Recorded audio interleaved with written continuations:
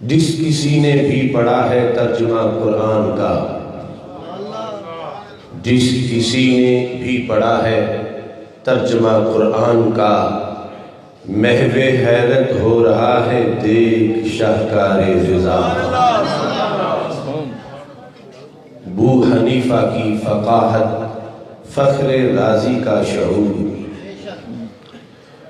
ابو حنیفہ کی فقاہت فخر رازی کا شعور، فیصلہ ہے ہر کسی کا پڑھ کے آثار رضا۔ نعت بوسیری کی لذت، شعر حسانی کا ذوق، نعت بوسیری کی لذت، شعر حسانی کا ذوق، عشق نبوی میں گندھے ہیں سارے اشعار رضا۔ دیو کے بندوں کی جس سے ہو گئی نیندیں حرام، دیو کے بندوں کی جس سے ہو گئی نیندیں حرام، منہ کے بل اوندے گرے ہیں سن کے للکار رضا۔ شاہ جلال الدین کی نسبت ہے آصف کا عروج، جن کی صحبت سے ملے ہیں مجھ کو اسرار رضا۔ اللہ تبارک و تعالی جل جلالہ وعم نوالہ واتم برہانہ وعظم شانہ وجل ذکرہ وعز اسمہ کی حمد و ثنا، اور حضور سرور کائنات مفخر موجودات زینت بزم کائنات دستگیر جہاں غم گسار زمان سید سروران حامی بے کساں قائد المرسلین خاتم النبیین احمد مجتبیٰ جناب محمد مصطفیٰ صلی اللہ علیہ وآلہ وصحابہ وبارک وسلم کے دربار گوہربار میں ہدیہ درود و سلام عرض کرنے کے بعد السلام علیکم ورحمۃ اللہ وبرکاتہ۔ رب ذوالجلال کے فضل اور توفیق سے 17 کی سرزمین پر تحریک لبیک یا رسول اللہ اور تحریک صراط مستقیم کے زیر اہتمام 29ویں افکار رضا سیمینار کا انعقاد کیا جا رہا ہے۔ اس تاریخی سیمینار کی صدارت پروردہ آغوش ولایت پیر طریقت رہبر شریعت آستانہ عالیہ مقدسہ علی پور سیدہ شریف کے سجادہ نشین حضرت پیر سید غلام رسول شاہ صاحب شیرازی حافظہ اللہ تعالی بنفس نفیس فرما رہے ہیں۔ تحریک صراط مستقیم سیالکوٹ کے امیر شیخ الحدیث علامہ خاور زیدہ شرفہ محترم حکیم محمد خاور نقشبندی صاحب، شیخ الحدیث مفتی محمد جمیل ہدایتی صاحب، علامہ محمد طاہر اویسی صاحب، حضرت مولانا محمد ایاز شریف جلالی صاحب، مولانا محمد افضل چراہی صاحب، دیگر کثیر تعداد میں ائمہ و خطباء عوام اہل سنت اس سیمینار میں موجود ہیں۔ میری دعا ہے رب ذوالجلال سنی نوجوانوں کی اس عظیم کاوش کو اپنے دربار میں قبول فرمائے۔ قبلہ شاہ صاحب زیدہ شرفہ کو رب ذوالجلال صحت و عافیت کے ساتھ لمبی زندگی عطا فرمائے۔ اللہ کے فضل و کرم سے ہر محاذ پر دین کے لیے جہاں ضرورت پڑتی ہے، شاہ صاحب ہر قسم کی اپنی صلاحیتیں لے کر محاذ میں ڈٹ جاتے ہیں، رب ذوالجلال ان کا سایہ تعدیر سلامت فرمائے۔ مجدد دین و ملت امام اہل سنت اعلیٰ حضرت امام محمد رضا خان فاضل بریلوی کے ساتھ سادات علی پور سیدہ شریف کے بڑے خصوصی تعلقات تھے، اور اسی نسبت سے یہ علی پور سیدہ شریف کے انوار و فیوز تجلیات کے زیر سایہ آج ہم بزم سجائے بیٹھے ہیں۔ مجدد دین و ملت اعلیٰ حضرت امام محمد رضا خان فاضل بریلوی رحمۃ اللہ علیہ نے ایسے زمانے میں دین حق پہ پہرا دیا کہ جب ہر طرف سے بد عقیدگی کے اور اسلام دشمن قوتوں کے حملے ہو رہے تھے، اور یہ ایک منفرد اعزاز ہے اعلیٰ حضرت فاضل بریلوی رحمۃ اللہ علیہ کا کہ ویسے تو ہمارے سارے بزرگوں نے بدی کی قوتوں کا ڈٹ کے مقابلہ کیا، اپنے اپنے مراکز کو قلعے کے طور پر تیار کیا، کتابیں لکھی، مریدین تیار کیے، جماعتیں تیار کی، مدارس قائم کیے۔ اعلیٰ حضرت فاضل بریلوی رحمۃ اللہ علیہ نے قلم کے ذریعے جو عالم بلند کیا علم کا، 30 جلدوں میں فتاوی رضویہ شریف ایک ایک سطر اس کی امت کے لیے ابر کرم کا مقام رکھتی ہے۔ تو ہم نے یہ ضرورت محسوس کی کہ جب اس قدر قرآن و سنت کے دلائل کا ذخیرہ ہمارے پاس موجود ہے، عوام اہل سنت کے لیے یہ مشکل ہے کہ وہ پورا فتاوی رضویہ خریدیں، پھر کسی عالم کی رہنمائی کے بغیر تو پڑھا بھی نہیں جا سکتا، تو اس کو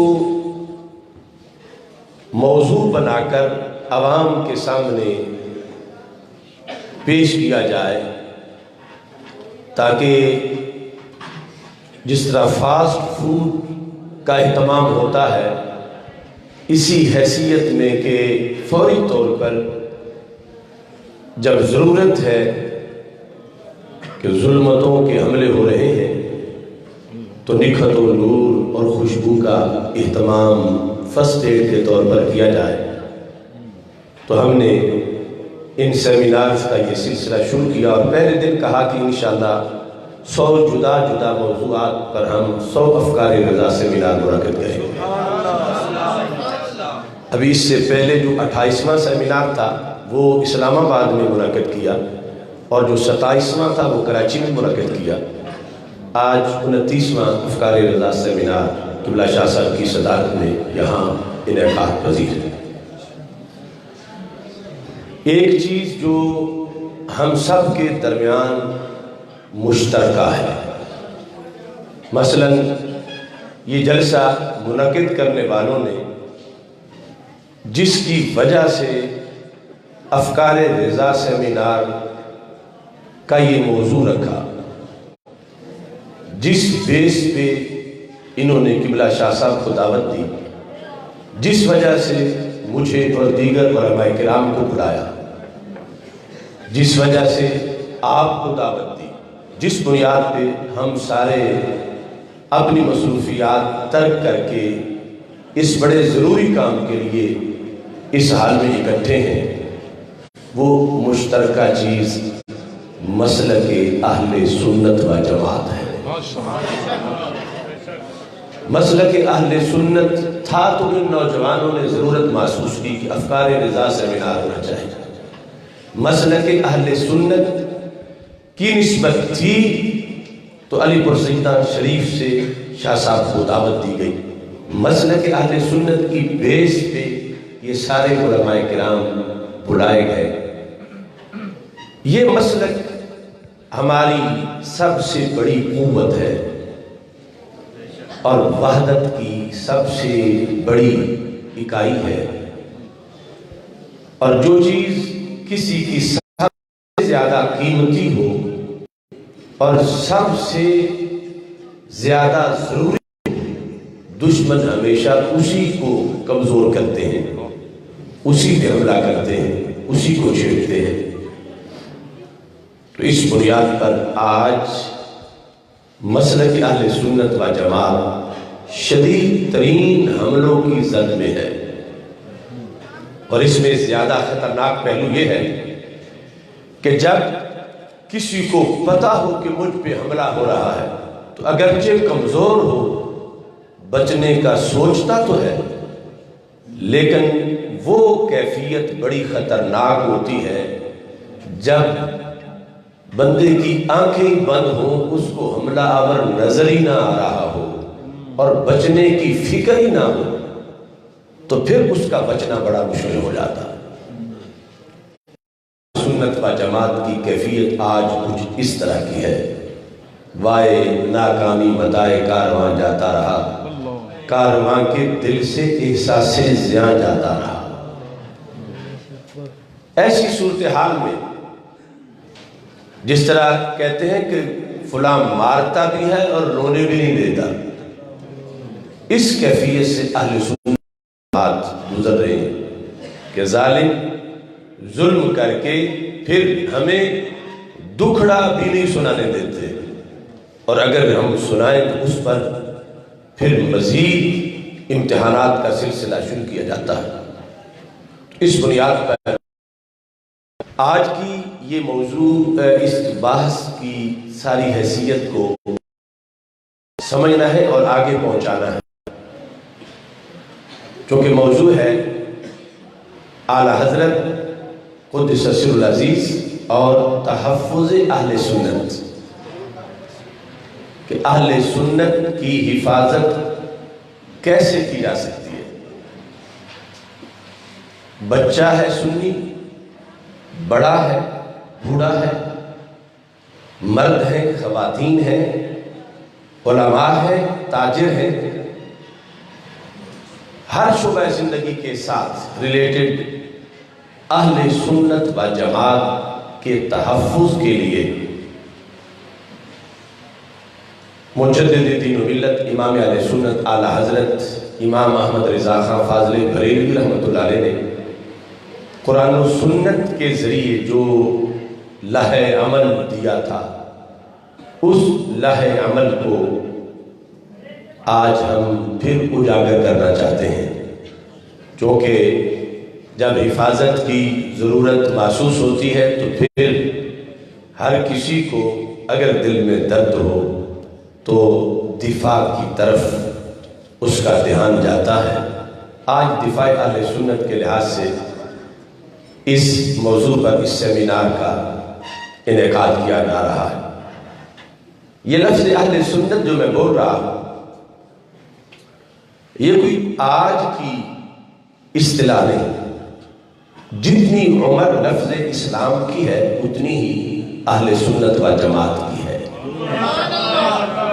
کیونکہ سیدنا امام حسین رضی اللہ تعالیٰ عنہ نے کربلا کے میدان میں جو خطاب فرمایا تھا، الکامل کی 3 جلد میں وہ موجود ہے، اس میں جہاں بہت سے دیگر مسائل کا حل ہے، وہاں اس حقیقت کا بھی ذکر ہے کہ یہ لفظ سب سے پہلے زبان رسالت آپ صلی اللہ علیہ وسلم سے نکلا تھا، اور امام حسین رضی اللہ تعالیٰ نے سنا تھا، اور انہوں نے پھر آگے کربلا میں امت تک پہنچایا تھا، اور چلتے چلتے ہمارے تک بھی پہنچا ہے کہ ہمارے آقا صلی اللہ علیہ وسلم نے فرمایا انتما سیدہ شباب اہل الجنہ وقرۃ عین اہل السنہ، کہ اے حسن و حسین تم جنتی جوانوں کے سردار ہو اور تم سنت کی آنکھوں کی ٹھنڈک ہو۔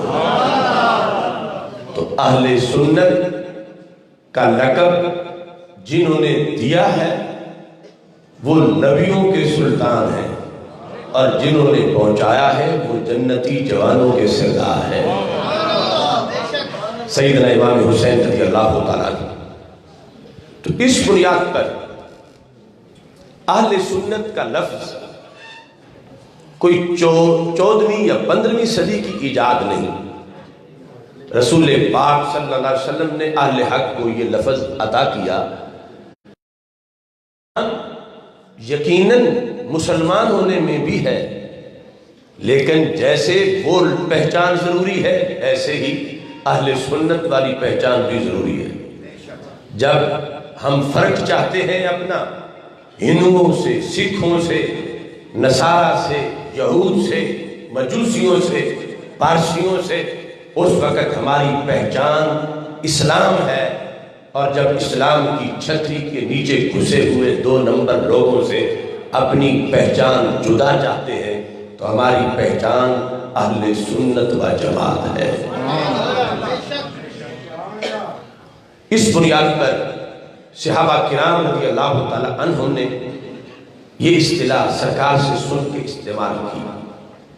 مثلا سیدنا عبداللہ بن عباس رضی اللہ تعالی عنہ آپ یوم تبیض وجوہ کی تفسیر کرتے ہوئے ارشاد فرماتے ہیں کہ رب جو فرماتا ہے قیامت کے دن سارے لوگوں کے چہرے چمکتے نہیں ہوں گے، کچھ لوگوں کے چہرے چمکتے ہوں گے. تو کس کے چمکتے ہوں گے؟ کا وجوہ اہل سنت، اہل سنت کے چہرے چمکتے ہوں گے. نور آنکھوں میں تو چہروں پہ اجالے ہوں گے، مصطفیٰ والوں کے انداز نرانے ہیں. آگے تابعین میں اس چیز کو بڑا ضروری سمجھا گیا. یہ میرے پاس صحیح مسلم شریف ہے، اس کے مقدمہ کے اندر امام مسلم نے یہ بات امام ابن سیرین کے حوالے سے لکھی ہے، جو بہت بڑے تابعی تھے، بہت بڑے صوفی اور ولی تھے، اور حضرت امام حسن بصری رحمہ اللہ تعالی کے ساتھی تھے. اور اتفاق سے آج بھی دونوں کے مزار بھی اکٹھے ہیں بصرہ میں. مجھے حاضری کا وہاں شرف حاصل ہوا. تو حضرت امام ابن سیرین آپ کا لائحہ عمل جو صحیح مسلم شریف کے اندر ذکر ہے مقدمہ میں، کہتے ہیں کہ عن ابن سیرین قال لم یکونوا یسألون عن الاسناد. پہلے جب کوئی دین کی بات کرتا تھا تو ہم یہ نہیں پوچھتے تھے بتاؤ یہ تم نے سنی کس سے ہے، جس سے سنی ہے اس کا نام بتاؤ، ہم دیکھیں گے کہ اس کا عقیدہ کیسا ہے. یہ نہیں پوچھتے تھے کیونکہ پہلے تھا دور صحابہ رضی اللہ تعالی عنہ اور ابھی فتنے نہیں آئے تھے. لیکن جب فتنے آ گئے اور ابھی زمانہ تابعین کا تھا تو کہتے اب جس وقت ہمیں کوئی آئے کہ آؤ میں تبلیغ کرنا چاہتا ہوں میری تبلیغ سنو، یا آؤ ہمارا جلسہ ہو رہا ہے تقریر سنو، تو امام ابن سیرین یہ کہتے ہیں اب جس وقت کوئی بندہ ہمیں آ کے یہ کہتا ہے کہ میں تجھے تمہارے نبی علیہ السلام کی حدیث سنانا چاہتا ہوں، میں تمہیں درس قرآن دینا چاہتا ہوں، تو کہتے ہیں ہم ہر کسی سے نہیں سنتے. ابھی 14ویں 15ویں صدی نہیں، ابھی تو تابعین کا زمانہ ہے، لیکن پھر بھی حق والوں نے پہرا دینا حق پہ اس طرح اتنا ضروری سمجھا. کہتے ہیں جب کوئی آ کے کہتا ہے فلما وقعت الفتنۃ، جب فتنے کا زمانہ آ گیا یعنی بد اعتقادی آ گئی مسلمانوں کے اندر، وہ یہود تو پہلے بھی تھے، کرسچن پہلے بھی تھے. فلما وقعت الفتنہ، جب مسلمانوں میں فرقہ واریت آ گئی، کلمہ پڑھنے والوں کے اندر جن پر لفظ مسلم بولا جا رہا تھا، ان کے اندر جب بد عقیدگی آ گئی تو کہتے ہیں اب جب کوئی کہتا ہے نا کہ ہمارے حضرت صاحب کا چل درس سنو، یا کوئی کہتا ہے میں تمہیں پڑھانے آ گیا ہوں، یہ حدیث ہے میرے پاس لکھ لو، تو کہتے ہیں قالو سمو لنا رجالکم، اب ہم ہر کسی کا جلسہ نہیں سنتے، ہر کسی کا درس قرآن بھی نہیں سنتے، ہم ہر کسی کے شاگرد نہیں بنتے، کہ جو کہے کہ میں شیخ الحدیث ہوں، مجھے حدیثیں آتی ہیں، حدیث میں بیان کرتا ہوں، سن لو. کہتے نہیں، ہم کہتے ہیں سمو لنا رجالکم، پہلے اپنی سند تو بتاؤ. یعنی سند سے مراد یہ سند نہیں جو کسی یونیورسٹی یا مدرسہ سے ملتی ہے. اس دین میں سند یہ ہے کہ تم جو بتانا چاہتے ہو بتاؤ تم نے سنا کس سے ہے، اور انہوں نے کس سے سنا ہے، انہوں نے پھر کس سے سنا ہے. یعنی ہمیں تب بتاؤ کہ جب تمہارے سے لے کر ذات رسول علیہ السلام تک اس بات کو بیان کرنے والا کوئی جھوٹا بد عقیدہ نہیں ہوگا تو پھر ہم سنیں گے، ورنہ ہم نہیں سنیں گے. ابھی ہے دور تابعین، کہتے کیا ہے؟ سمو لنا رجالکم. رجال ہے جو سند کے رجال راوی ہوتے ہیں کہ تمہارے رجال کون ہیں، تمہارا کون استاد ہے. استاد کا نام بتاؤ، دادا استاد کا نام بتاؤ، پر دادا استاد کا نام بتاؤ، یہ بتاؤ ہمیں. پھر کیا ہوگا؟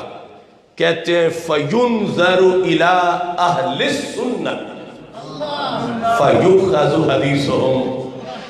کہا اگر تمہارے استاد سنی ہوئے تو پھر ہم حدیث قبول کریں گے، ورنہ ہم حدیث قبول نہیں کریں گے. یہ صحیح مسلم ہے اور اس کا مقدمہ ہے، اور ابھی دور دین ہے. یہ نہیں کہ امام احمد رضا بریلوی رحمت اللہ علیہ نے آج کوئی آ کے 13ویں صدی میں کوئی سنی والی اصطلاح رائج کی، یا علی پور سجدہ شریف سے یہ رائج کی گئی، بھکی شریف یا سیال شریف سے رائج کی گئی. یہ لقب نکلا ہے زبان رسالت سے اور پہنچا ہے پیغام شہادت سے. اور تابعین اس وقت بھی یعنی حق کا سرٹیفکیٹ یہ تھا کہ صرف کوئی کہے قال رسول اللہ صلی اللہ علیہ وسلم تو اس سے ہم کہیں کہ ٹھیک ہے، تمہارا جو کہتے ہو ٹھیک ہے. اس سے ہم نہیں کہیں، ہم کہیں گے سمو لنا. اپنے رجال، اپنی سند، اپنے اساتذہ کا نام لو، اور پھر فَيُنظَرُ إِلَىٰ أَهْلِ السُّنَّةِ فَيُؤْخَذُ حَدِيثُهُمْ. اگر تمہارے اساتذہ سنی ہوں گے تو پھر حدیث قبول ہے. وَيُنظَرُ إِلَىٰ أَهْلِ الْبِدْعِ. اور اگر تمہارے استادوں میں کوئی بد عقیدہ ہے تو حدیث معتبر ہی نہیں ہے. پتہ نہیں اس نے کتنا جھوٹ بول دیا ہوگا، وہ ہے ہی بد عقیدہ، اس کا کیا اعتبار ہے. تو اس بنیاد پر پورا دین جو تیرے میرے تک پہنچا ہے 14 صدیوں کے بعد، اس کی رجسٹریشن ہی لفظ سنی سے ہو کے آئی ہے، ورنہ اس کا کوئی اعتبار ہی نہ ہوتا. اہل سنت دیکھ کر راوی کو، یعنی راوی سے مراد ہے استاد شیخ الحدیث، پھر ان کے استاد، تو اس انداز میں یعنی یہ سارا دین اہل سنت و جماعت نے اس کو محفوظ آگے پہنچایا. اور اس آخری عہد میں آ کر مجدد دین ملت اعلی حضرت امام احمد رضا خان فاضل بریلوی رحمت اللہ علیہ نے وہ زمانہ پایا کہ جب ملت کی ساری دولت جو ایمان کی دولت تھی، یقین کی دولت تھی، اعتقاد کی دولت تھی، اس پر پہرے کا وقت تھا تو اکیلے امام احمد رضا نے پہرا دے کے دکھا دیا. یہ نہ نام انہوں نے گھڑا ہے اور نہ مسلک انہوں نے گھڑا ہے، یہ شروع سے آیا ہے. اس فکر رضا یا افکار رضا سے مراد ایک بندے کی سوچ نہیں، ایک امام کی سوچ نہیں. فکر رضا اسی کا نام پڑا جو فکر امام حسن بھی ہے، فکر امام حسین بھی ہے، جو فکر ابی حنیفہ بھی ہے، فکر امام بخاری بھی ہے، فکر طحطاوی بھی ہے، فکر طحاوی بھی ہے، فکر اسقلانی بھی ہے، فکر قسطلانی بھی ہے، فکر رومی بھی ہے، فکر جامی بھی ہے، فکر مجدد الفسانی بھی ہے. وہ جو سب افکار پر قبضہ کرنا چاہتا تھا، اس قبضہ گروپ کو ہٹا کر پیچھے، چونکہ قبضہ آپ نے چھڑایا، ملت کے ان افکار پر جو جھوٹے لوگ چاہتے تھے، تو پھر سارے افکار کی نسبت آپ کی ذات کی طرف کر دی جاتی ہے۔ ورنہ یہ محض ایک امام کی بات نہیں۔ اب اس میں جو نقطہ نظر شروع سے آیا تھا، اس کے اندر شدت کا پہلو جو تھا، جو شدت محمود ہے، حفاظت پھول کی ممکن نہیں اگر کانٹے میں ہو ہوئے حریری۔ ویسے تو ریشم کی نرمی بڑی اچھی ہے، لیکن اگر کانٹا بھی اس کے مذہب پہ چلا جائے تو پھول پہ پہرا پھر کیسے دے گا؟ تو اس بنیاد پر حالات، واقعات اور کیفیات کے جو جدا جدا نصاب ہے، اس چیز کو بھی پیش نظر رکھا گیا۔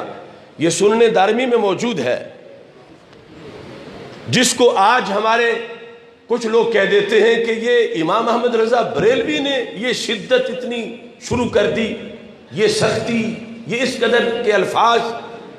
یہ سنن دارمی کے اندر موجود ہے کہ وہی امام ابن سیرین بیٹھے تھے، یہ صفحہ نمبر 109 ہے، اور آنے والا کوئی یہودی نہیں تھا، نہ کوئی کرسچن تھا، نہ ہندو تھا، نہ سکھ تھا، کلمہ گو تھا، اور آیا بھی درس قرآن دینے تھا۔ لیکن امام ابن سیرین تابعین کے امام، ان کا اس سلسلہ میں کردار کیا تھا؟ وہی کردار آج محلے کے امام کا ہوگا، وہی کردار مدرسہ کے شیخ الحدیث کا ہوگا، وہی کردار آستانہ کے مسند نشین کا ہوگا، وہی فیکٹری میں بیٹھے ہوئے اور دکان پہ بیٹھے ہوئے سنی کا ہوگا، تو پھر جا کر مسلک بچے گا۔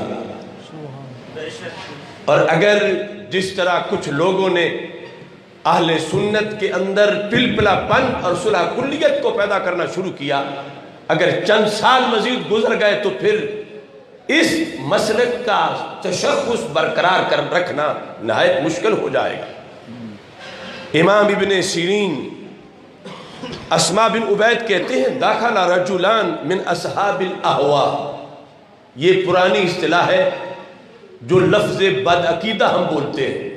جتنے بھی بد مذہب لوگ ہیں، بد عقیدہ، اسلام کی چھتری کے نیچے، اسما بن عبید کہتے ہیں دو بندے بد عقیدہ مبلغ امام ابن سیرین کے پاس آئے۔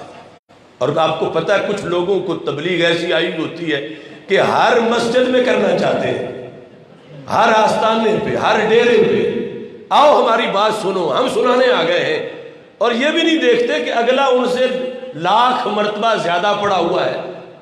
یعنی ان کی یہ کیفیت ہوتی ہے کہ جو اندر ہے ہم نے اگلنا ہے۔ وہ دونوں جب آئے تو کہتے ہیں، یا ابا بکر نحدثک بحدیث، یہ امام بن سیرین کی کنیت ہے، ابو بکر محمد بن سیرین، ہم تجھے ایک حدیث سنانا چاہتے ہیں۔ کوئی گانا سنانے نہیں آئے تھے، گرنتھ پڑھنے نہیں آئے تھے، محرف تورات زبور انجیل پڑھنے نہیں آئے تھے، اس کا درس نہیں دینا چاہتے تھے، دینا چاہتے تھے حدیث مصطفیٰ علیہ السلام کا درس۔ کہتے ہیں نحدثو کا بھی حدیث، آپ نے فرمایا لا، میں نے نہیں سننا۔ امام ابن سیرین سنن دارمی،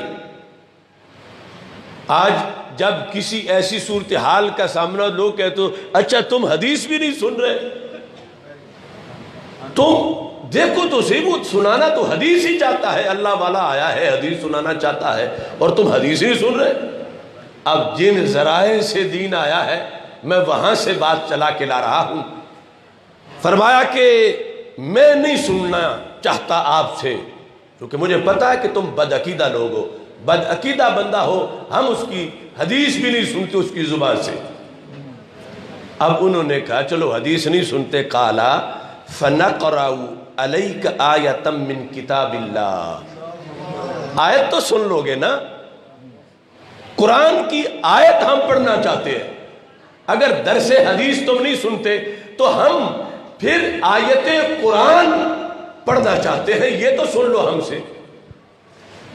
قال لا، آپ نے فرمایا میں نے تم سے آیت قرآن بھی نہیں سننی۔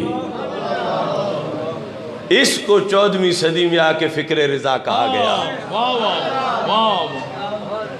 یہ ہے سونا جنگل رات اندھیری، چھائی بدلی کالی ہے، سونے والوں جاگتے رہنا چوروں کی رکھوالی ہے۔ آنکھ سے کاجل صاف چرا لے یا وہ چور بلا کے ہیں، تیری گٹھڑی تاکی ہے اور تو نے نیند نکالی ہے۔ امام ابن سیرین نے کہا نہیں، میں نے تمہاری زبان سے آیت بھی نہیں سننی۔ آج ہمیں لوگ کہتے ہیں بچے ہم کیوں نہ ان کے پاس بھیج دیں، وہ قرآن تو یہی پڑھاتے ہیں نا، ہمارے والے ہی پڑھاتے ہیں، ہم کیوں نہ جمعہ ان کے پیچھے پڑھ لیں، تو اسی قرآن کا تو وہ بھی درس دیتے ہیں۔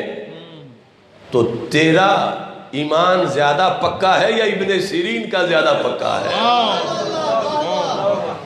کہ جو شاگرد صحابہ کے ہیں، بلکہ ابن سیرین تو شاگرد مولا علی رضی اللہ تعالیٰ عنہ کے ہیں۔ اب جس وقت یہ بات ہوئی تو آپ کو یہ بھی پسند نہیں تھا کہ ان کا بوتھا مجھے نظر آئے جو مجھے تبلیغ کرنے آئے۔ آپ نے اگلا جملہ بولا، فرمایا لَتَقُومَانِ أَنِّي لَأَوْ لَأَقُومَنَّ، پنجابی میں یہ تساں جانا ہے یا میں اٹھ کے ٹر جاواں، تساں جانا ہے یا میں ٹر جاواں، یعنی مجھے برداشت نہیں تمہارا یہاں اکٹھے رہنا، ایک چھت کے نیچے تم اور میں کچھ گھڑیوں کے لیے اکٹھے ہو جائیں، یہ مجھے برداشت نہیں۔ نہ تجھ سے آیت سننی ہے، نہ تجھ سے حدیث سننی ہے، نہ ایک چھت کے نیچے تمہارے ساتھ بیٹھنا ہے۔ اگر تم نہیں جا رہے تو میں اٹھ کے جا رہا ہوں۔ آج لوگ کہتے ہیں ہمارے ساتھ سے کیا اتر جائے گا، اگر ہم ان کے ساتھ بیٹھ جائیں گے تو کیا ہو جائے گا، اور کوئی بہانہ بناتے ہیں کہ نہیں ہم ان کو اس کی اصلاح کر رہے ہیں۔ ایسا ہمیں تو آج تک کوئی نظر نہیں آیا کہ جو ان کو نکالنے کی نیت سے گیا ہو اور خود نہ گرا ہو وہاں پر۔ نکالنے والے اس کے محتاج نہیں ہوتے، وہ تو دور سے جلوہ گرا کے بھی سینے کو منور کر دیتے ہیں۔ ان کو صلح کلیت کی ضرورت نہیں ہوتی، ان کی نگاہ ہی خانقاہ اور درسگاہ کا کام کر جاتی ہے۔ اب جس وقت آپ نے یہ کہا کہ تم نے جانا ہے یا میں چلا جاؤں، تو اب ظاہر ہے کہ آپ کا تو گھر تھا، آپ کی مجلس تھی، آپ کا مدرسہ تھا، آستانہ تھا جہاں بیٹھے تھے، خانقاہ تھی۔ اب وہ نہایت شرمندہ ہو کے باہر نکل گئے۔ فخرجا، آج شاید کوئی کہے کہ تم بڑے نیرو مائنڈڈ ہو، تنگ نظر ہو، کچھ اخلاق سیکھو، تو یہ امام ابن سیرین کی بات میں کر رہا ہوں جنہوں نے خلق سرکار کے شاگردوں سے سیکھا تھا۔ اب یہاں آپ نے جب وہ نکل گئے تو کچھ مخلصین بھی ہوتے ہیں بزرگوں کے پاس بیٹھے ہوئے۔ ابھی وہ پیر میر علی شاہ صاحب کے مکتوب سے میں ان کی ڈیفینیشن بھی کروں گا، جو کہنے لگے تھے مخلص لیکن ان کو اخلاص کا معنی نہیں آتا تھا۔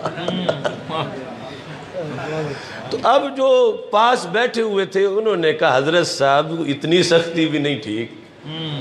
پاس بیٹھے ہوئے نے فقال قال بعض القوم یا ابا بکر وما كان عليك ان يقرأ عليك آیۃ من کتاب اللہ، کیا ہو جانا تھا اگر وہ آیت پڑھ لیتے بیچارے، کیا ہو جانا تھا، اس سے آیت ہی پڑھنی تھی نا انہوں نے، تو آپ نے ان کو آیت بھی نہیں پڑھنی تھی اور اپنی مجلس سے ان کو بھگا دیا ہے، برداشت نہیں کیا ان کو۔ ما كان عليك ان علیکا آیتم من کتاب اللہ، گرنتھ نہیں پڑھنی تھی انہوں نے تو آیت پڑھنی تھی، تو کیا حرج تھا کہ اگر وہ آیت پڑھ لیتے۔ اب سنو آگے نظریہ بریلوی کا، یعنی جسے آج آ کے لوگ کہتے یہ بڑا پکا بریلوی ہے، یہ بڑا متشدد ہے، یہ ابو داؤد صادق ہے، یہ وہ ہے، یہ ہے۔ اب وہاں جس وقت یہ کہا گیا کہ کیا ہو جانا تھا، آیت ہی پڑھنی تھی نا انہوں نے، آپ نے فرمایا سنو ہو یہ جانا تھا، انی خشیتو ان یقرأ علی آیتن فیحرفانہا، مجھے ان کی عادتوں کا پتہ ہے، مجھے ڈر تھا کہ یہ آیت پڑھیں گے اور پھر معنی میں واردات کریں گے، لفظ نہیں آیت صحیح پڑھ کے فَيُحَرِّفَانِهَا فَيَقِرَّ ذَلِكَ فِي قَلْبِ، مجھ جیسا پکا بندہ جو صحابہ کا شاگرد ہو، کہا مجھے بد عقیدہ کی آیت کی تفسیر کی نحوست نے مجبور کیا کہ کہیں ان کی بیان کردہ کوئی شے میرے دل کے کسی محلے میں بیٹھ ہی نہ جائے۔ یعنی یہ نہیں کہ ان کی کوئی دل کی سیکورٹی کمزور تھی، بہت بڑے صاحب نظر تھے کہ جن کی نگاہ ہزاروں لاکھوں کے ایمان پر پہرا دے رہی تھی، لیکن انہوں نے بعد والوں کو سمجھایا کہ تم یہ نہ کہنا کہ ہمیں کچھ نہیں ہوتا، ہم جس کی بھی سن لیں ہمیں کچھ نہیں ہوتا، ہم بالکل صحیح رہتے ہیں، کہ یہ بد اعتقادی سرایت کر جاتی ہے، اور کچھ نہ ہو تو اس کی نحوست کچھ نہ کچھ بندے کو ان کے لیے نرم گوشے کی طرف لے آتی ہے۔ تھوڑا قیامت تک کے سنیوں یاد رکھنا، ابن سیرین کہنے لگے میں صرف سنی کی تقریر سنتا ہوں، میں صرف سنی کی حدیث سنتا ہوں، میں صرف سنی سے درس قرآن سنتا ہوں، اور دوسرے کے پاس میں وقت کا امام ہو کے بھی نہیں بیٹھتا، کہ اس کی نحوست پڑ جاتی ہے۔ یہ ہے تابعین والے سنی، اور اس کو اگر اجاگر کیا ہے 14ویں صدی میں تو امام احمد رضا بریلوی نے کیا ہے۔ اب اس کی وضاحت میں تھوڑا سا یہ بھی بتانا چاہتا ہوں کہ امام احمد رضا بریلوی جس وقت ہم کہتے ہیں تو یہی نقطہ نظر حضرت پیر سید جماعت علی شاہ صاحب لاسانی قدس سر العزیز کا ہے، یہی محدث علی پوری کا ہے، اور تاجدار گولڑا ان کی کے ملفوظات کا ایک پیرا بیان کر کے میں بات کو آگے بڑھانا چاہتا ہوں۔ اور قبلہ پیر صاحب تو صدارت فرما رہے ہیں، لیکن دست بستہ یہ لائیو بھی چل رہا ہے، بعد میں بھی چلے گا۔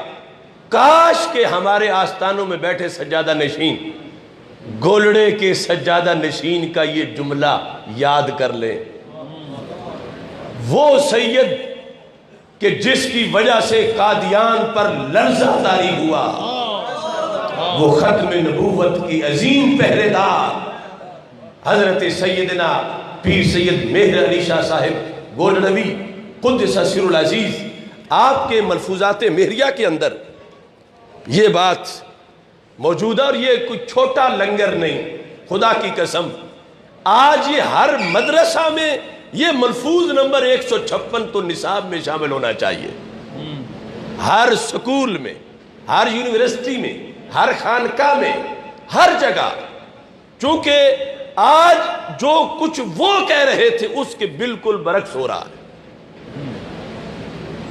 کیا کہتے ہیں؟ فرمایا کفار کا مومنین کے ساتھ جنگ کرنا در حقیقت اتنا مضر نہیں جتنا کہ بد اعتقاد لوگوں کی تقریر و تحریر۔ یعنی اگر خدا نخواستہ مودی حملہ کر دے تو پھر اتنا ریڈ الرٹ نہیں ہونا چاہیے جتنا بد عقیدہ رافضی خارجی ناسبی کوئی بھی قادیانی وہ تو ویسے ہی ارتداد کا شعبہ ہے، ان کی تحریر و تقریر یہ کافروں کے بمباری سے، گولہ باری سے، میزائلوں سے یہ زیادہ خطرناک ہے۔ کس طرح؟ اب مجھ جیسے حقیر بندے کی تو کوئی حیثیت نہیں، لیکن یہ پیر بھی ہے، روشن ضمیر بھی ہے، اس کی طرف خصوصی توجہ ہونی چاہیے کہ جب اتنا خطرہ ہو جنگ سے زیادہ تو پھر لمبی تان کے سونے کا نتیجہ کیا نکلے گا؟ اور اب جو کوئی سو رہا ہے محفل میں اسے بھی جگاؤ کہ وقت دوسروں کو بھی جگانے کا ہے، سونے کا نہیں ہے۔ توجہ کرنا۔ خلاصہ یہ بنا کہ بد اعتقاد بندہ جس کو ہمارے کچھ لیڈر کہتے ہیں نہیں نہیں یہ ہماری روشن خیالی ہے، ہماری فراخ دلی ہے، ہم ان کو بھی آستانے پہ بلا کے تقریر کروا لیتے ہیں، ہم ان کو بھی اپنے مدرسہ میں بلا لیتے ہیں، تو پیر میر علی شاہ صاحب رحمۃ اللہ علیہ فرمانے لگے کہ بد اعتقاد کی لوگوں کی تقریر و تحریر کفار کا جو مومنین کے ساتھ جنگ کرنا ہے اس سے زیادہ خطرناک ہے۔ کیوں خطرناک ہے؟ دلیل سنو۔ کہتے ہیں کیونکہ کفار کے ساتھ جنگ سے بڑی تکلیف یہی ہوتی ہے کہ مومن کفار کی تلوار کے غلبے سے مقتول ہوتے ہیں۔ بالآخر یہی ہے نقصان کہ اگر وہ غالب آ گئے تو مومن قتل ہو جائیں گے، شہید ہو جائیں گے۔ تو فرماتے ہیں کفار لیکن ایمان رکھتے ہوئے مقتول ہونا تو ایک بڑی کامیابی ہے۔ ایمان رکھتے ہوئے کہ بندے کا ایمان صحیح ہو اگرچہ قتل ہو جائے ایمان پر، تو کہا یہ بزدلی بھی نہیں، یہ شکست بھی نہیں، بہت بڑی کامیابی ہے۔ جس طرح ممتاز حسین قادری اپنے موقف مثلاً قائم رہا تو شہادت ملی، تو یہ ناکامی نہیں، یہ بھی بہت بڑی کامیابی ہے۔ اب کہتے ہیں انسان محل حوادث ہے، جسم برباد بھی ہو جائے مگر ایمان باقی رہے تو کوئی ضرر نہیں۔ یہ ہمارے پیروں کا موقف ہے، جسم برباد بھی ہو جائے مگر ایمان باقی رہے تو کوئی ضرر نہیں۔ مگر جو شخص اسلام کا دعویٰ کرے اور محراب میں منبر پر کھڑے ہو کر واعظانہ صورت میں ناصحانہ آیات و احادیث پڑھ کر بے جا تعویلوں اور ہیلہ بازیوں سے اہل اسلام کے عقیدوں میں خلل پیدا کرے تو ایسے شخص کا ضرر بہت زیادہ ہے۔ جو مسجد میں ہے، منبر پہ ہے، جمعہ پڑھا رہا ہے، درس دے رہا ہے، آیتیں پڑھ رہا ہے، وہ ابن سیرین والی بات آ گئی، آیات بڑے ناصحانہ انداز میں، بڑی طارق جمیل بن کے، بڑے ناصحانہ جوہری بن کے وہ بتا رہا ہے۔ ہمارے پیر میر علی شاہ صاحب نے کہا اتنا کافروں کے ٹینک تباہی نہیں کرتے جتنے ان کی زبانیں تباہی کرتی ہیں۔ پھر فرماتے ہیں کیونکہ اس کی زبان کا ڈنگ روح اور ایمان کے لیے ایک خطرناک اژدہا ہے، خطرناک سانپ ہے۔ کیا یہ بارڈر پار کا ہندو آیا ہے؟ یہ کوئی سکھ ہے؟ یہ کوئی مودی یا تارا سنگھ ہے؟ نہیں، آیتیں پڑھ رہا ہے، حدیثیں پڑھ رہا ہے، مگر ہے بدعقیدہ۔ تو ہمارے پیروں نے یہ کہا اس میں چشتی ہو، نقشبندی ہو، سہروردی ہو، قادری ہو، یہ سب ہی اہل سنت کے شعبہ جات ہیں۔ اور دیکھو کہتے ہیں اعلیٰ حضرت بڑی سختی کرتے ہیں، تو وہ جو غیرت اعلیٰ حضرت کی بولتی ہے وہی تو غیرت گولڑے کے تاجدار کی بھی بول رہی ہے۔ اب یہاں پہنچ کر آپ نے فرمایا متاع اسلام برباد ہوتی ہے ایسے خطیب کی تقریر سے، اور ایسے مصنف کی تحریر سے صحبت بد کا اثر برے کام کرنے سے بھی زیادہ برا ہوتا ہے۔ اگلا جملہ ہے جو سونے کے پانی سے لکھنے کے لائق ہے، وہ بھی جنتی سونا۔ کہتے ہم سے تو ایسی فقیری نہیں ہو سکتی، ہم سے تو ایسی فقیری، ہم سے تو ایسی فقیری کیسی کہ عقائد متواترہ اسلامیہ پر ایسے حملوں کے وقت خاموش بیٹھ کے تماشا دیکھا کریں، ہم سے ایسی فقیری نہیں ہو سکتی۔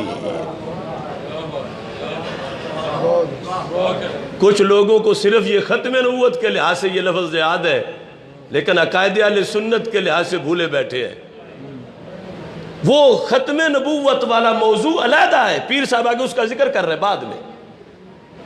کہا کہ جب وہ مرزے کے خلاف وقت تھا، اس وقت بھی کچھ لوگوں نے مجھے مشورہ دیا تھا، وہ علیحدہ ہے، لیکن یہ لکھا کہ جب صداقت صدیق اکبر پہ حملہ ہو رہا ہو، جب مقام فاطمہ الزہرا رضی اللہ تعالی عنہا پہ حملہ ہو رہا ہو، اور اس وقت جو خاموش تماشائی بیٹھا رہے، فرما ہم سے ایسی فقیری نہیں ہوتی۔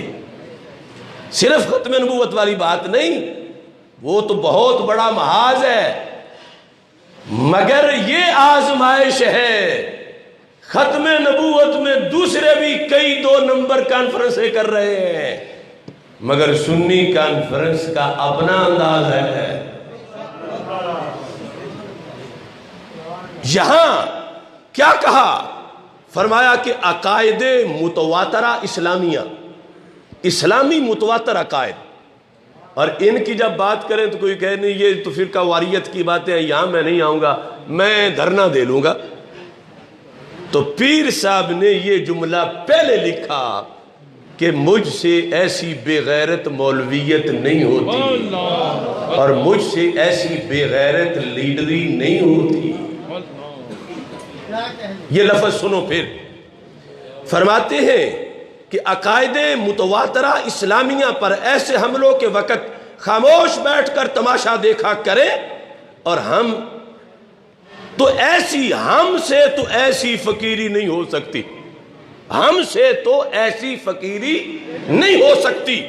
اور پھر کہا اور ہم ایسے فقر سے بھی 1000 دل سے بیزار ہیں کہ عقائد اہل سنت پہ حملہ ہوتا رہے اور فقر اپنا تقدس بچا کے بیٹھا رہے کہ مجھے گالی کوئی نہ دے،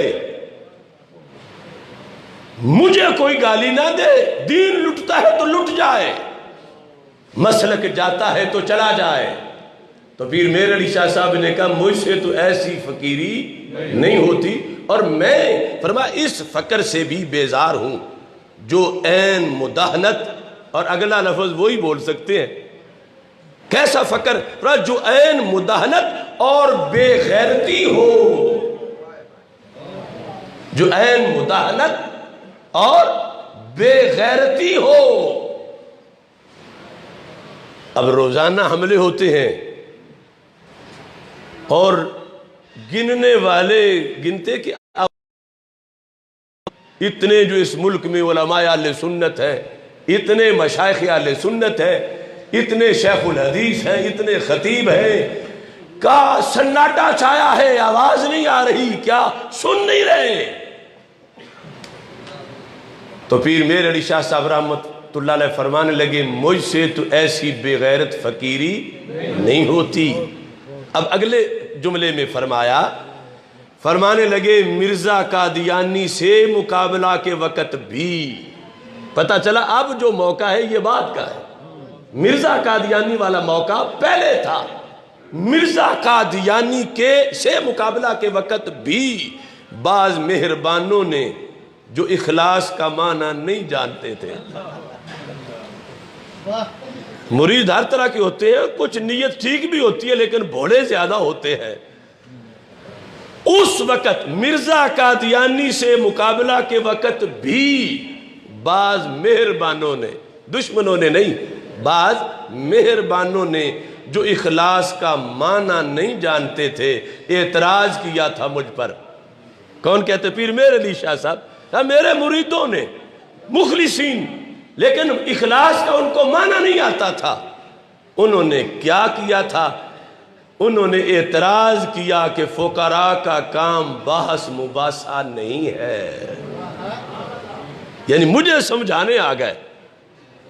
مجھے مخلص کہلاتے تھے مگر اخلاص کا معنی نہیں ان کو آتا تھا، اور مجھے سمجھانے آ گئے کہ پیر جی یہ مولویوں کے جھگڑے ہیں، یہ قادیانیوں سے مناظرے کرنے اور یہ باتیں، تم فقیر لوگ ہو، فقیر کے لیے دروازے کھلے ہوتے ہیں، فقیر سخت نہیں ہوتا، فقیر اس طرح کے کام نہیں کرتا.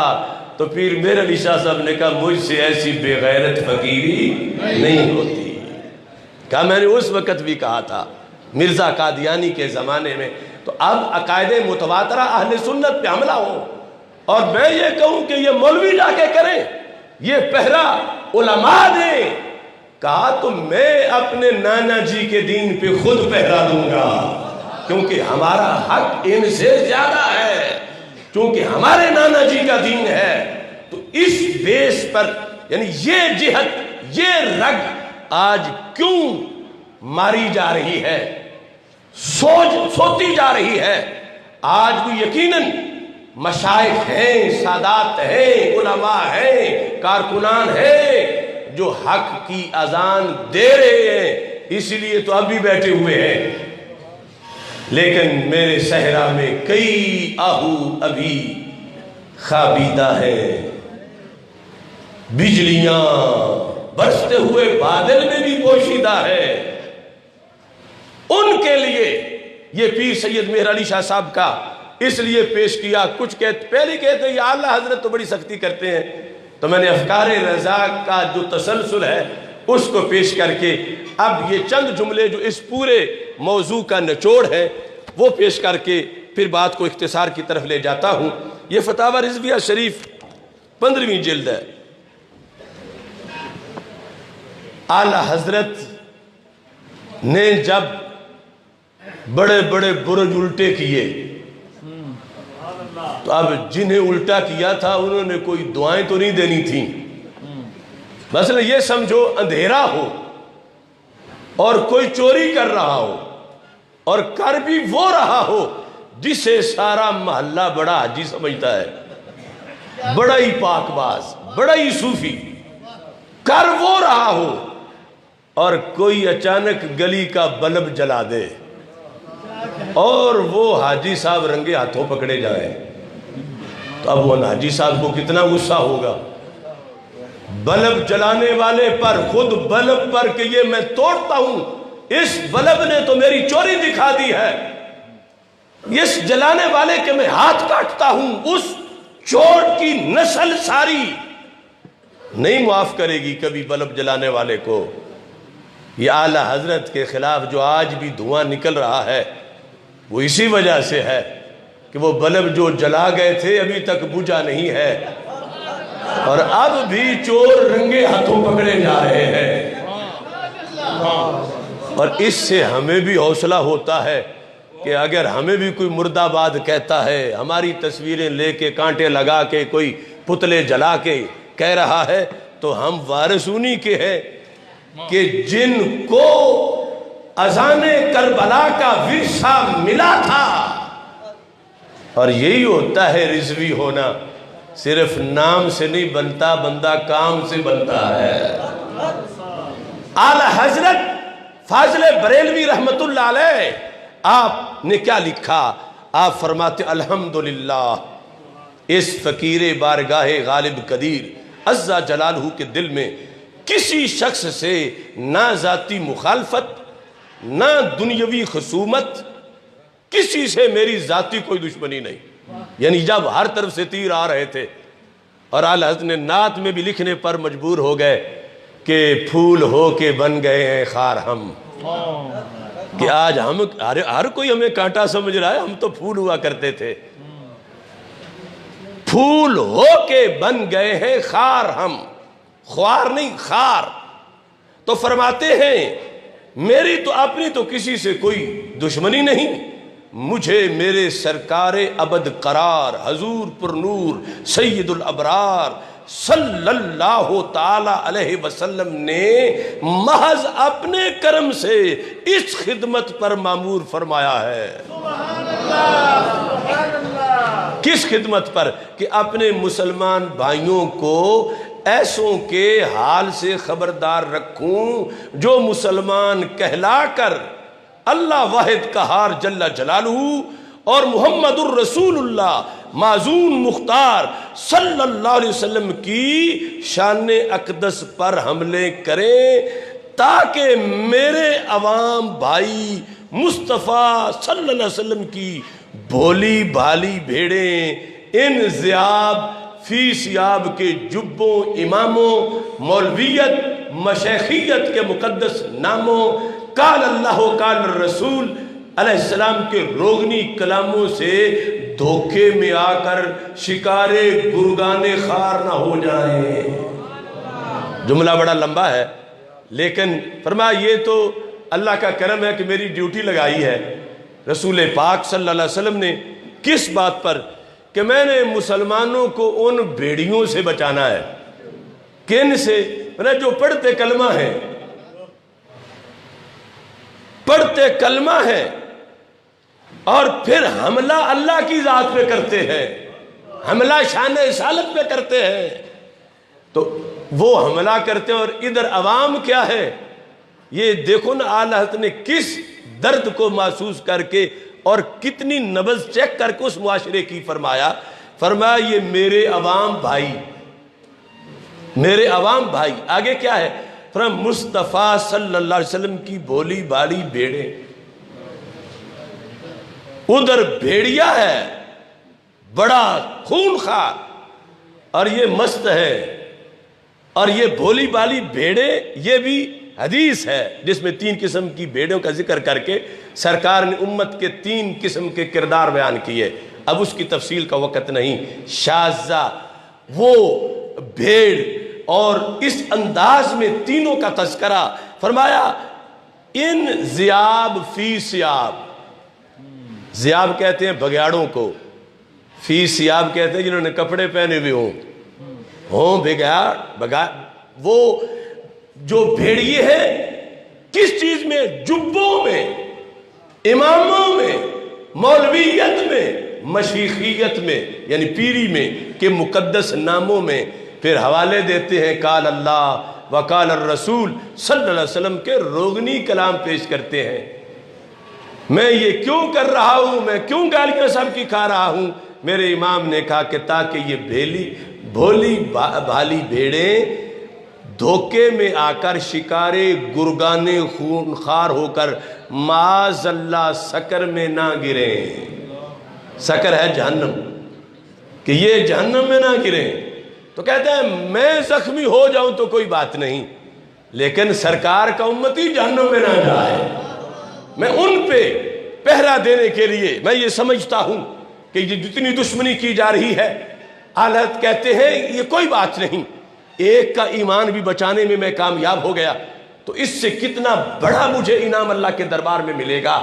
تو تحفظ اہل سنت کا جھنڈا جو امام احمد رضا بریلوی نے بلند کیا تھا، آج اس جھنڈے کے وارث ہم ہیں، سٹیج والے بھی، مجمع والے بھی، یہاں والے بھی، بہر والے بھی، تمام اہل سنت آج ہم اس جھنڈے کے وارث ہیں، اور یہ ورثے کا حق ہے کہ آخری سانس تک ہم جھنڈا نیچے نہ آنے دیں اور یہ جھنڈا بلند رہے۔ اس بنیاد پر اہل سنت و جماعت کے لحاظ سے یہ الفاظ ائمہ نے اپنی کتابوں کے اندر واضح طور پر ان کو لکھا کہ جس وقت نبی اکرم نور مجسم شفیع معظم صلی اللہ علیہ وسلم کی ظاہری حیات کے اندر آخری صحابی جن کا نام حضرت ابو الطفیل رضی اللہ تعالیٰ عنہ ہے، مصنف ابن ابی شیبہ کے اندر یہ جلد نمبر 8 میں حدیث نمبر 24 ہے صفحہ نمبر 734 ہے، اس کے اندر اس کا ذکر ہے، اور ساتھ ہی یہی لفظ البدایہ والنہایہ میں بھی ہے، اور یہ جلد نمبر 5 اور 6 جو اکٹھی ہے، یعنی جلد نمبر 6 کے اندر بہت نایاب چیز ہے اس لحاظ سے، اور تحفظ کے لحاظ سے ہر باپ کی ذمہ داری ہے، صرف پیروں کی نہیں، صرف مولویوں کی نہیں، ہر والد کی ذمہ داری ہے کہ وہ آج اہتمام کرے جب بچہ کسی کی بات جا کے سنتا ہے، کل جب کہے گا کہ بابے کا تو میں ختم نہیں پڑھوں گا، مشرک مر گیا ہے، تو اس وقت کوئی کہے کہ اب کیا ہو گیا، نہیں، وقت پہ جاگنا چاہیے۔ تو صحابی رضی اللہ تعالیٰ عنہ، ان کا یہ عمل میں آپ کے سامنے پیش کر رہا ہوں کہ بریلویت چلی کہاں سے ہے۔ یہاں لکھا ہے، حضرت ابو طفیل کہتے ہیں کہ ایک شخص کے گھر، صحابی کے گھر بچہ پیدا ہوا علی عہد النبی صلی اللہ علیہ وسلم، تو کتنا خوش قسمت تھا، نام تھا فراس۔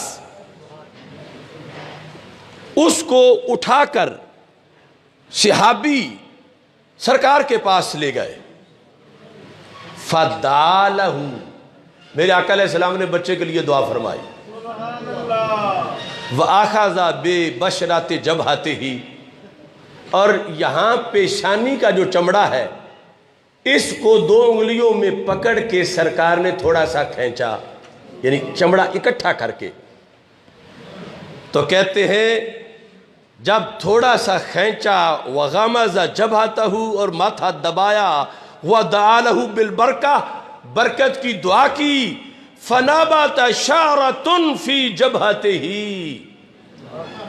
فوراً اس جگہ پہ موے مبارک اگایا اس بچے کے ماتھے پر،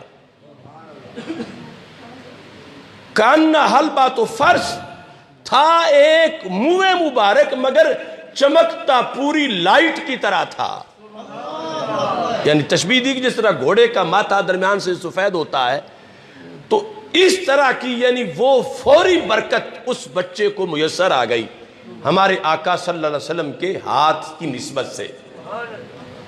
کہتے ہیں کہ فشب الغلام، یہ بچہ جب جوان ہوا، بلوغت کے قریب تھا، اتنے میں فتنہ آ چکا تھا معاشرے میں، فتنہ بد اعتقادی، اور یہاں لکھا ہے لما کان زمان الخوارج، خوارج والا فتنہ آ چکا تھا، اور یہ دونوں بھائی بھائی ہیں، ایک ہی کھوٹے سکے کے دو رخ ہیں، خوارج، نواسب، روافض، یعنی یہ فتنہ آ چکا تھا، اور ابھی صحابہ بھی زندہ تھے۔ فتنہ جب لما کان زمان الخوارج احبہم، تو اس عظیم نوجوان کو جس کے چہرے سے شعاع نکلتی تھی اور دنیا زیارت کرتی تھی، اسے خارجیت پسند آ گئی۔ خارجیت کیا ہوتی ہے اب اس کی وضاحت کے لیے زیادہ ضرورت نہیں رہی، جب سے دنیا نے داعش کو دیکھا یا لال مسجد کو یا اس طرح کے معاملات، اور ان سے منسلک لوگ کون ہیں، یہ ہے خارجیت۔ خارجیت اچھی لگی ان صاحبزادہ صاحب کو جن کے ماتھے پہ انگلی رکھ کے دم سرکار نے کیا تھا۔ تو اب دیکھو یہ بیماری اتنے بڑوں کو بھی لگ سکتی ہے، لیکن آگے پھر بچانے والے تو پھر بھی بچانے والے ہوتے ہیں۔ کہ یہ قاری صاحب قرآن بڑا اچھا پڑھتے ہیں تو یہ پڑھنے چلے گئے، یہ خطیب صاحب درس بڑا اچھا دیتے ہیں، دور صحابہ، اور خود وہ بچہ جو سرکار کی ظاہری حیات میں پیدا ہوا، من وجہ وہ بھی صحابی، لیکن اب خارجی بد اعتقادی آ گئی جب زمانے میں، تو اس کو پسند کر لیا۔ پسند کرنے کی نوبت کیا پڑی، فسقطت التشارۃ عن جبہتہ، وہ لائٹ غائب ہو گئی۔ یہ ہوتی ہے خارجیت، اور لائٹ ہوتی ہے سنیت۔ چہرہ بجھ گیا، منہ مبارک جھڑ گیا صرف خارجی بننے سے. یہودی نہیں بنے تھے، نصرانی بھی نہیں بنے تھے، ہندو سکھ بھی نہیں بنے تھے. سونا جنگل رات اندھیری چھائی بدلی کالی ہے، سونے والوں جاگتے رہنا چوروں کی رکھوالی ہے. درس قرآن سن کے ہی کسی خارجی کا متاثر ہو گئے اور اب منہ مبارک جھڑ گیا. فآخذ ابوہ، اب پتا چلا کہ بریلویت کا ماخذ کیا ہے، چلی کہاں سے ہے.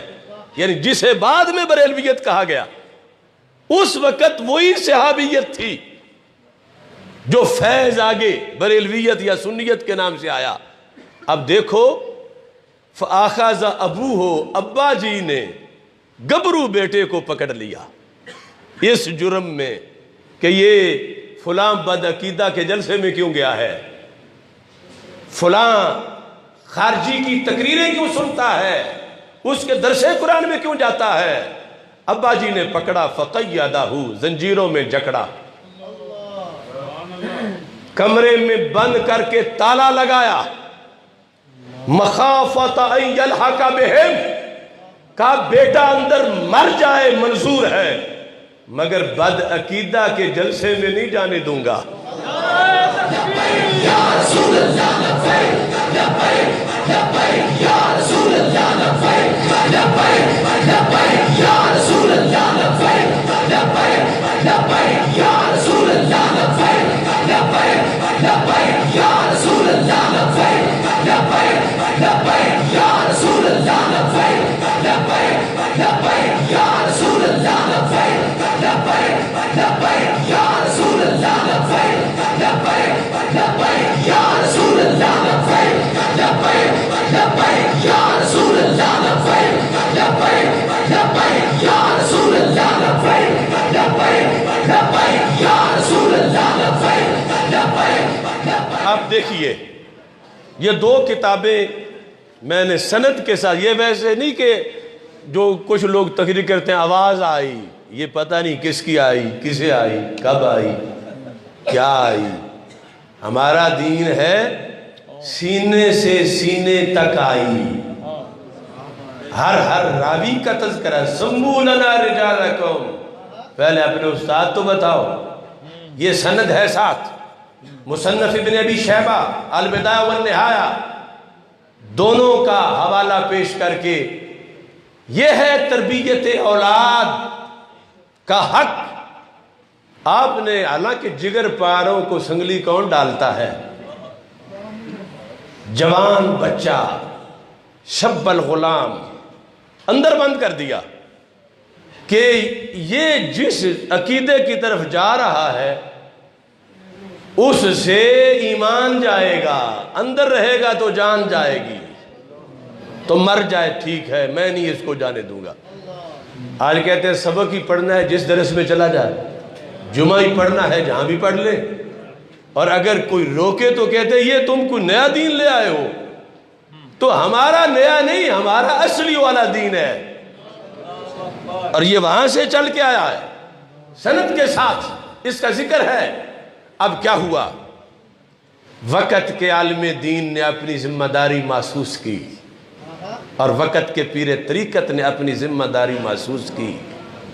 یہ محلے کے امام کی ڈیوٹی ہے کہ اپنے مقتدیوں کو گنتا رہے، کہیں کوئی کسی بھیڑیے کے ہاتھ تو نہیں چڑھ گیا. یہ والد اپنی اولاد کا دھیان رکھے کہ یہ باتیں کس کی سنتا ہے، اس کے موبائل میں کلپ کس کے ہیں، یہ کس کی بیٹھک میں جا کے بیٹھتا ہے، سکول میں اس کو بایولوجی پڑھانے والے کا نظریہ کیا ہے. یہ فرض ہے تلاشی لینا. اب یہاں یہ ہوا کہ حضرت ابو طفیل جو آخری صحابی ہیں وہ ابھی زندہ تھے. انہیں پتا چلا کہ اتنا مقدس بندہ جس کو سرکار نے دم فرمایا تھا وہ خوارج کے ہتھے چڑھ گیا، اور میری زندگی کا کیا فائدہ.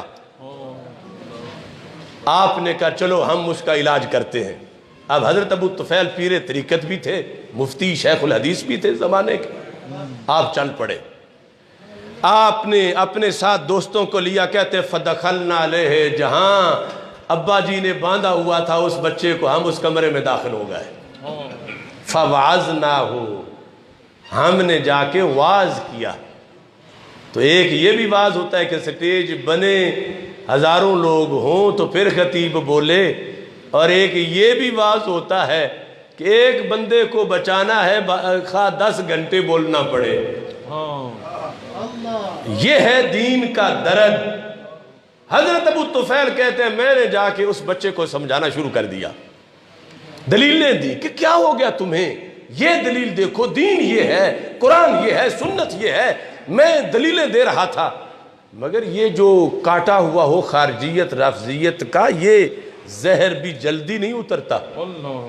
اب سرجن کتنا ماہر ہے، سرکار کے صحابی ہیں جو اس کو صحیح کرنا چاہتے ہیں، اور پہلے تعلق بھی کہ جو بچہ سرکار کے ہاتھوں پہ آیا ہو، اب اس کو سمجھا رہے ہیں، کہتے ہیں ہم جو دلیل دیتے ہیں اس پہ اثر ہی کوئی نہیں کرتی۔ لیکن بالآخر ایک بریلویت کی دلیل دے دی۔ کیا دلیل دی؟ ابو طفیل کہتے ہیں الم ترى ان برکت دعوت رسول اللہ صلی اللہ علیہ وسلم قد وقعت من جبہتک۔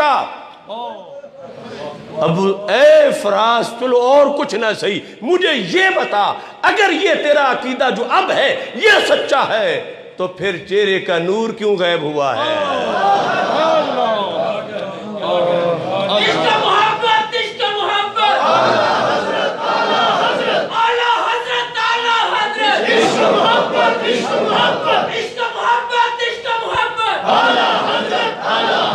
اب دیکھو یہ دلیل اس نے دل جھنجھوڑا فراز کا کہ الم ترى، تم دیکھتے نہیں ہو، ان برکات دعوت رسول اللہ صلی اللہ علیہ وسلم قد وقعت من جبہتک۔